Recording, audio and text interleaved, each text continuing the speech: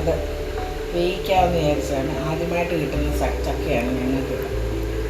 അത് ഞാൻ വേവിക്കാനെല്ലാം തന്നെ അരിഞ്ഞ് വെച്ചു. അതിന് വേണ്ടി അരപ്പെല്ലാം കൂടെ അങ്ങ് ഇടുകയാണ്. തേങ്ങ, ജീരകം, വെളുത്തുള്ളി, പച്ചമുളക് എല്ലാം കൂടെ ഇട്ട് അങ്ങ് വേവിക്കുകയാണ്.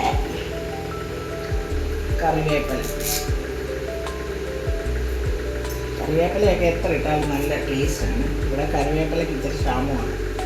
അതുകൊണ്ട് എനിക്ക് എൻ്റെ ഇത്രയൊക്കെ ഉള്ളൂ. പിന്നെ കുറച്ച് ഉപ്പ്.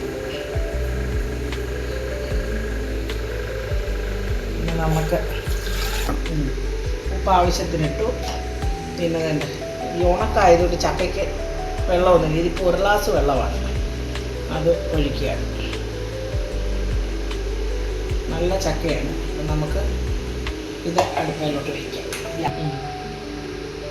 നമുക്ക് ഗ്യാസ് കത്തിക്കാം. അടുപ്പയിലോട്ട് വയ്ക്കാം. ചൂടോട് കഴിക്കണം ചക്ക. അതുകൊണ്ട് ഞാൻ ഉണ്ണാൻ സമയമായപ്പോഴാണ് അടുപ്പ വയ്ക്കുന്നത്. ഇനി ഇത് നമുക്കൊന്ന് അടച്ചു വെക്കാം. ഞാൻ കുക്കറിൽ വെച്ചെങ്കിലും വിസിൽ വരുത്താതാണ്, വെറുതെ ഒന്ന് അടച്ചു വെക്കുന്നതേ ഉള്ളൂ. ഞാൻ വെയിറ്റിന് എടുക്കുക. നമ്മുടെ ചക്ക വേണ്ട റെഡിയായി. ഞാൻ ഇച്ചിരി വെളിച്ചെണ്ണ ഒഴിക്കുക. നല്ല ടേസ്റ്റാണ്. വെളിച്ചെണ്ണ ഒഴിച്ച്, പച്ച വെളിച്ചെണ്ണ ഒഴിച്ച് വേണ്ട വെളിച്ചെണ്ണയൊക്കെ ഒഴിച്ചു. ഇനി നമുക്ക് ഇളക്കാം.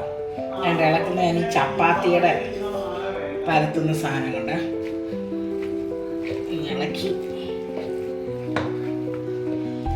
നല്ലോണം വെന്ത് നല്ല കട്ടിയായി.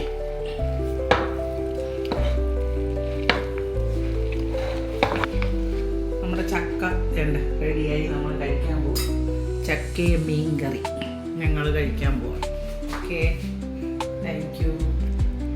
പിന്നെ സബ്സ്ക്രൈബ് ചെയ്യണം, ബെൽ ബട്ടൺ അമർത്തണം. ഇതെല്ലാം ഞാൻ ഓർമ്മിപ്പിക്കേണ്ടതല്ലോ. നിങ്ങൾക്ക് ചെയ്ത് നോക്കുക നിങ്ങൾ. Thank you.